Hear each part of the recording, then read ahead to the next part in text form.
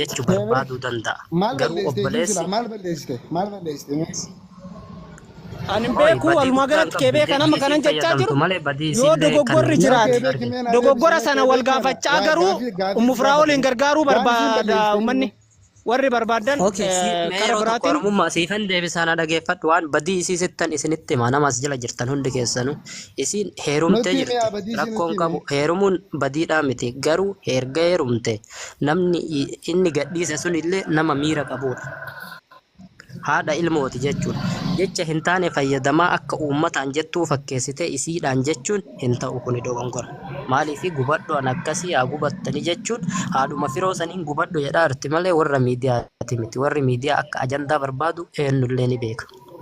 Isiin nama miidiyaa fayyadamaa turedha. Har'a hin dhufne. Garuu isiin siyaasa dabsitee karaa hin beekamneen haadhuma. Ilmaa san arrabsaa jirti waan ta'eef arrabsuu irraa gad haa buutuudhaan nuti akka Oromootti akka gaafataa jirru malee dhibni reetiin isii waliin jiraatu sun nun galchu. Yoo dandeette gorsi jedhaani jirra obboleessa isiiti Mubaarak irra dhaabbatuudhaa miti waan akkanaa miidiyaa irratti ol baate asiin an shaqaalaa qaba akkamitti namni isiillee bara shaqaalaa qabaachuu dandeetti hin beekamu waan isiin taatu kara fuulduraatitti. Ready to hiike malee riskii rabbii irraa hin hiikamneesi. Dhaggeeffadhaa waan naasa'uu barbaanne na naasofsiisina.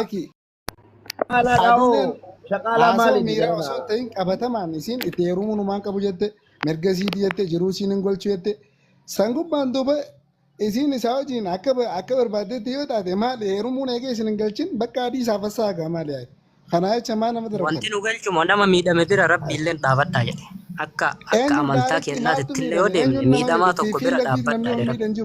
Akkanumatti miira keessa galtanii naaftaniituma isii wajjin isii miidhuuf akkanatti yoo jarri jaalala wal garsiisee maalirra jettan malee qabatamatti daarekti jarri walas qabeemallee hin jiru. Maalii fi nama wanna gootan Mubaarak illee fiddanii obboleessa wajji walii hiitanii.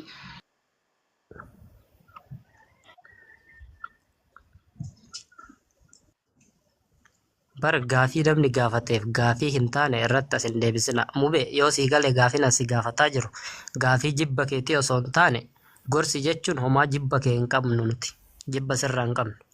Akka nama tokkotti obbolaa keetii gorsi sirreessi nama arrabsuu irraa dhaabi jechuun yookaan dhaqee ani ijaarsa isii jalatti hin dhogganu jechuulleen kana sirraan fudhannu gorsitee sirreessuu dandeetta obboleettii keetii wajjin dhalatte waan ta'eef si dhageetti osoo isiin miidhamte miidhama isii san si dhukkubsa waan ta'eef akkuma miidhamni isii si dhukkubsu gorsuu ni dandeetta mube. Ani immoo akkasiin geessitanii dubbinatti galchitan osoo hin taane akkan of beekutti kan hawaasaatiin ofiin jedhaan umrii koo guutuu hawaasaaf an jiraadhe isinuu ragaadha. Kan ofii kooti iyyuu kan hawaasaati yoo wannan qabu hundi keessan yoo akkas taanaan immoo an kan hawaasaa yoon ta'e kana fudhattamu fudhattu an kan hawaasaa yoon ta'e wannan qabu hundi keessan jechuudha gorsaa isin kana narraan fudhanne dhageessanii.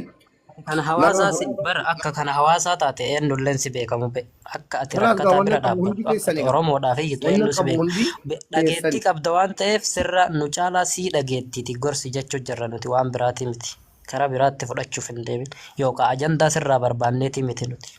Yaa Rabbi gorsa. Kan hawaasaa taate san isiillee gorsi sirreessi. Inshallah. Kanuma dandeennaan akkas yaadni amma keebeekiin kaase kun ifama dogoggora natti fakkaatu mube amma laal akka amma keebeekiin jedhe kanatti sitti himatu loliinii dhoorgii osoo hin ta'ini hawaasni kunuu si dhagaa si dhageettii si dhaga'anii gorsi yoo dandeesse jechuun rakkoo qabaatan natti fakkaatu. Kana caalaa immoo akkasitti sooshaal miidiyaadhaan saayidii qabatanii attaak wal gochuu caalaa yoo wanni deeggaramuu qabu jiraate umufraa waliin akkamitti deeggaruu qabnaa beekaa keessa jirti abbaa warraa isheetiin gargar baatee daa'ima qabdi kanaaf akkamitti amilee isii eeguu dandeenya wanna jedhu irratti dubbataa turre wanna sana irratti namni kamiyyuu yaadaanis ta'ee maallaqaan waan danda'u yoo sappoort godhee karaa saniin kallattii qabsiisaa oduu deemame gaarii natti fakkaata. In Ethiopia silleen beeku waan dubbataa jirtu dhiifama.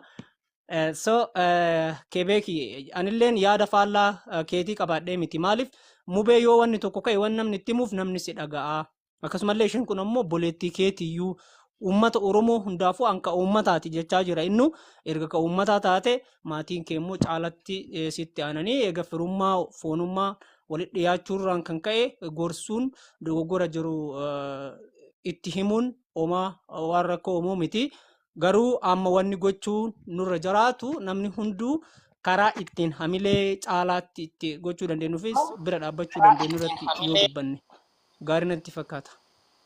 I think. Ifu manaa godha. Warri biraallee kan yaada qabdan yaada keessan ibsadha carraa olii kenna. Mee ani dubbadhu dura yeroon qabu baay'ee bakka hojiin jira. Akkam jirtu hundi keessan duraan dursee warroonni immoo firaa ol bira dhaabbatan hundi keessanuu galatooma.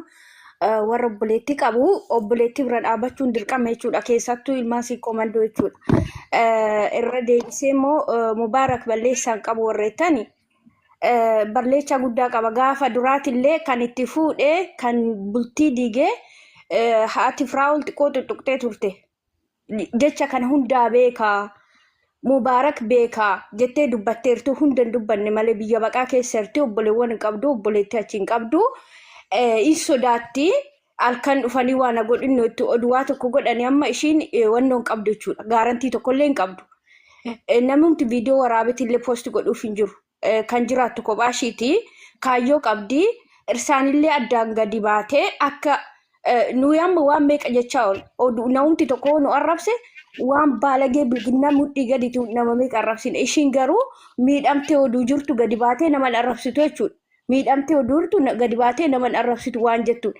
Intala santu oduu irsi halkanii guyyaa irra bulu jechuudha. Reediin ofuufuu gadi dhumeera.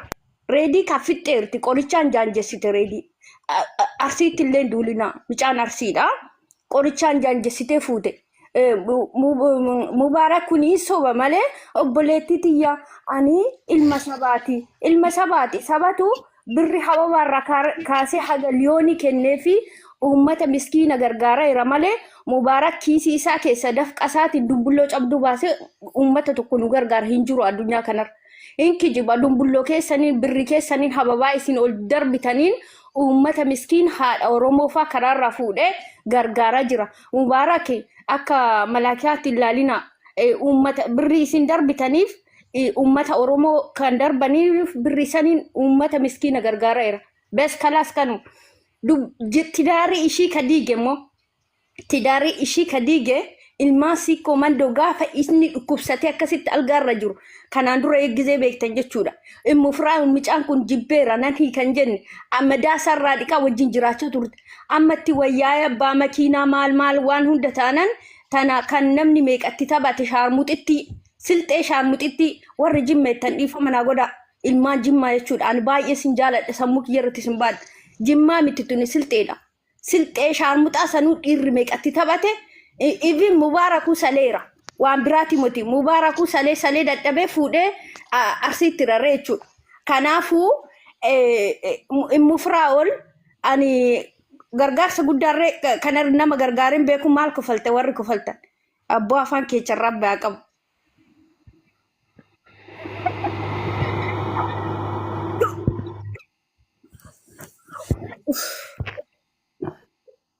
Barsiisa atillee Mubaarak irra gorte arsii taate warri arsii taatanii immoo firaa ol gad qabdanii obboleecha kiyyarra jechuudha obboleettii tiyyarra ani immoo firaa ol tinattaara jechuudha. Dhugaa rabbi isinitti hima miidhamaa jirti ishee gargaaru. Tana sirriidha garuu duratti gizee Mubaarak jiru akkasii moti obboleechi maal godha gaafa duratti daaree hiikee gaafa tidaaree ilmaan arsii ilmaa siiqqoo mandoo lamaan hiikee obboleettii itti fuudhu lakki heerumteerti nagaan jirtani akka jaarsummaattiin taa'ee araarsa ijoollee tana balleechaa hoo qabaatan balleecha akkasitti lafarratti gadi fuunee ijoollee tana walitti araarsina obboleettii to'ati kabiraa barbaadadhu hin jenneen dhiirri guute arsii malee kan tuffee qabu hin jiru dhiirri guute dhiirri Oromoo shimala fakkaatu guutan arsii malee hin jiru arsii malee itti mul'anne nama keessattuu nama niitii fuudhee daa'ima qabu.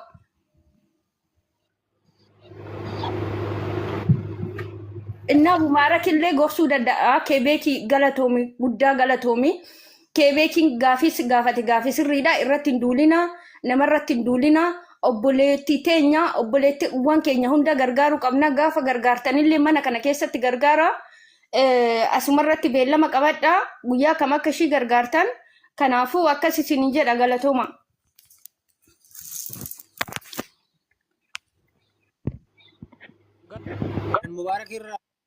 Mubaarak irra tusitti himee jaartii jaarsatti to'ata malee obboleessi nama jalatti jaartiin bulchuu yoomillee an jaartii isiina jalatti hin bulchuu jaartii tiyya anatti himata malee namni yoo isii waa balleesse obboleessa isiitti hin himatu.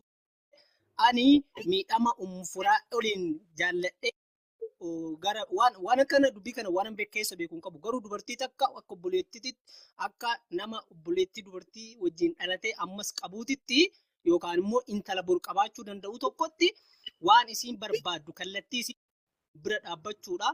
Rakkoo uumamuuf ammallee taanan akka aadaatti illee akka amantaatti illee siigalee natti himachuu abbaa warraatitti himachuun dursaa abbaa warraattu namarraa loluuni dhorguu danda'a jedhe malee gorsuu hin dandeessu hin jenneen siigalee gorsuu hin danda'a. Dhorguu loluuni caalaatti kallattii dhimmi kun kan ilaallatu abbaa warraa kanikaa irraa qabu jaartii isaa abbatu dhorgataa kanan jedhe siigalee dogoggoratti yoo na hubatte arsii miti isaati jette immoo an arsichaa sanan sikkoo mandoo sanuu wacaale siigalee so arsii miti naan jechuun dandeettu sorry arsii miti naan hin jedhin arsii miti naan jettee turte. Dhiifama arsii miti si jechuun yaafi xiqqoo simiti keessa galee san dhiifama garuu ati Mubaarak irra Mubaarak ani laal waan asii beekuuf qarree waan feetu ofirraa dhiiba miira keenan beeka waan ta'eef abshir rakkoo miti. Akka miira keenan beeka waan dandeettaniin garuu ummufuraa ol gargaara.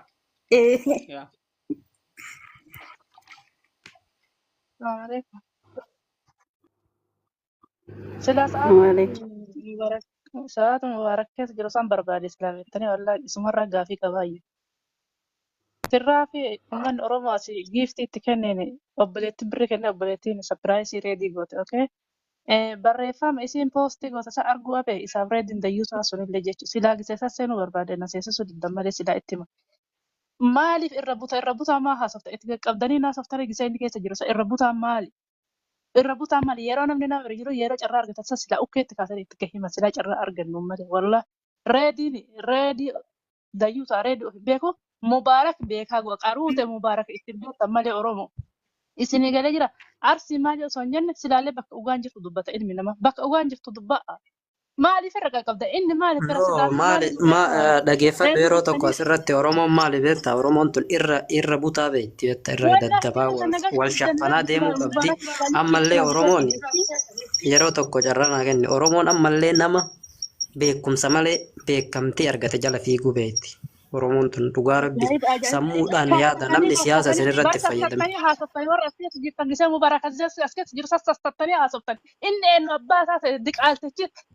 No, Mubaarakii miti abbaan fedhellee yoo jiraate wanti hin dhagayeeti obboleetti wanti irratti qabaan barbaachisu. FBC relaala waa isii akka jettee poosti goote isi ta zarii qabdu teena zarii qabdi zarii mazaratii qabdi isi ta zarii hin qabne silxeen daartitti gisee Mubaarak.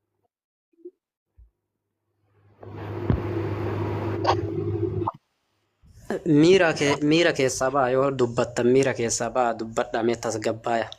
Namni si yoo sayyaada namaa fudhata. Salaamu alaikum.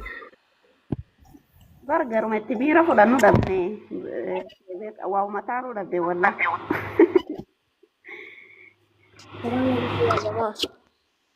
Waalaikum salaam. Ifama wanti irraa dubbataan kun gizee inni as jiru dhagaan ture xiqqoo wal arrabsuu irraa of qusannee haasa'uun barbaachisaadha. Maaliif dhimmi kun dhimma lubbuuti lubbuu namaati isiin tun kophaa jirti uduu abbaa ani koo wanta na dhagamu keessaa immoo wanti xiqqoo na dhagamee garaallee na nyaatu osoo biyya jiraatte akkasittiin taphatanii gatanii kaanii baanii ta'uraa fuudhanillee kabajaan waliin jiraatan malee sila hin arrabsan ture. Ka arrabsiisellee ilmaan arsiiti takaayiroo keessa jirtu.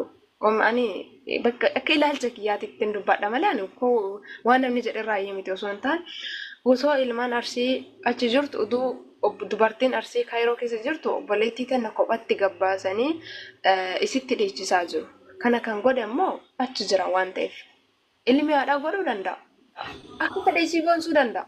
Inni hin beeknu jedhina. Tayyiba alaallaa yoo dubbattan jecha arsii jedhu kana dhiisame ka isii bira dhaabataa jiru arsii qofaa miti amma Harargeelleen Jimmalleen kamiyyuu bira dhaabataa jira nama miidhame. Yaa dhugaatii. Maaliif xiqqoo isii gandatti hin galatuun kun hin dabbara waan tokko yoo dubbannu waan namni waan jedhuu danda'u hin dubbatiname arsoomaa fi miti ka dubbataa jiru miidhamaa fi malee.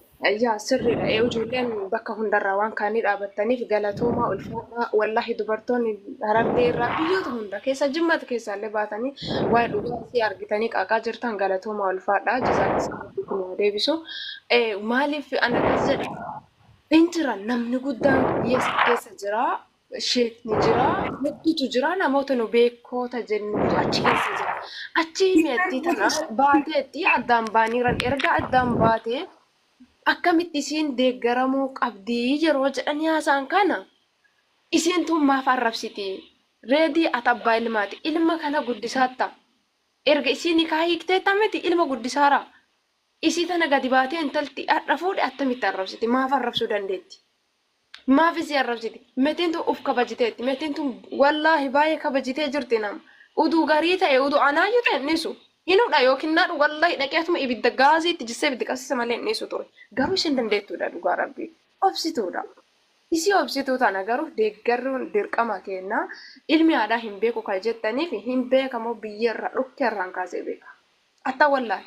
Misaalee mijateen tun gaafa mucaan kun dhibamee lafarra gangalatu waliin gangalattee waliin rakkattee waliin cinqamtee isa kana fayyifattee asiin geettee jirti.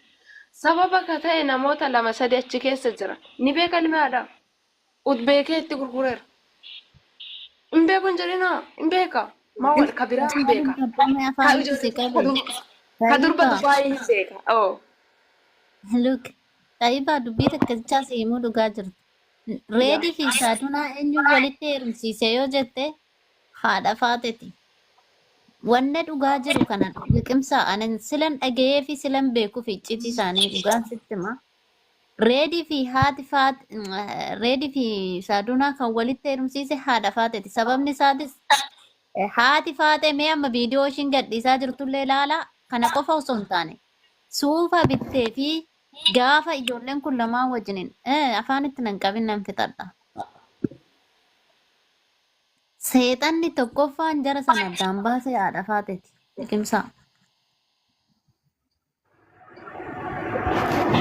Dhugaa fakkaatu faatee ilmaan arsee addaan diigdee silxee arsiitti fuutiin dhugaa natti fakkaatu garuu viidiyootti argeeraan viidiyoo akkuma jette viidiyoo kana poost gooti baay'istee anuu nagaa amma Namichi bootti jechuudha. Lafaa teessan jechuudha. Ani jibbaa ishiirraan qabu namichi bootti ofii saalfii hin qabne jechuudha. Jaarsaaf jaartee addaan baastee uffata itti bittee reedii jechuudha. Reediin dhabe shiidhan hin jenne haadha mucaa saniitii fi reedii addaan baasti jechuudha. Kanaafuu ani rabbi maaliif ilmaan arsii lamaan addaan baastee ishiin ilmaan arsiiti jecha akkasii sanniisa. Har'a ishii mee maaliif mucayyoo saniif hin dubbatirree ishiin kanoo mucaa kanaa fi saadunaa gadhiistee lubbuu koo maalii koo viidiyoo waraabaa tortortuun ofii nama 20 dhungatte silaallee ofiifuu bakka 10 olti maal namaaf naati. Waan biraa kaayiroo kana wanti dhufu waan nama jibbisiisaati beektani wanti kaayiroodhaa dhufu nama jibbisiisaa dhugama isin amma ijoolleen kennaa miira keessan galina maaliif mi'attii tanaaf biyya hundarraa kutaa hundarraa waan bira dhaabataa jiranii garuu amma akka yaada kiyyaatiitti maalan jechuu barbaadeera mi'attii tana bira dhaabatanii achi keessaa baasanii kaayyoo tokko galma tokko geessuun dirqamaadha maaliif mi'attiin tuni miidhaa kophaa jirti oduu namni tokko waa isii godhee mana kereesseera jedha. Bada ani salleen arrabsu afaan kiyyaatti san arrabsiin garuu hamma lubbuudhaa jiru kana. Mana kireessiraaf inni jedhu kana miti isii achi baasanii daa'ima isii kana isii waliin cadhiftee rakkataattu kana uduu guddifattee akka isiin galma geessitu godhe uummanni Oromoo baay'ee bareedaadha. Kabiraa wanti jechuu barbaadu kaayiroo kanarraa ka kutaan ganda arrabsu kaayiroo dhufa ka ganda addaan qoodu kaayiroo dhufa bakka ajandaan wanti martin achi dhufa. haadha faaxa illee furmaata itti godhudha. Dhugaatee Qixxeessaa fi Rabbil Kaaba. Achi as ba'a ajandaa cimaa ni dhaggeeffadhu wanti ta'e hundumtuu jechuudha. Amma mee Oromoon dhaggeeffadha. beellama taphaa asumatti nuu amma nama 290 nama 290 kun namni 90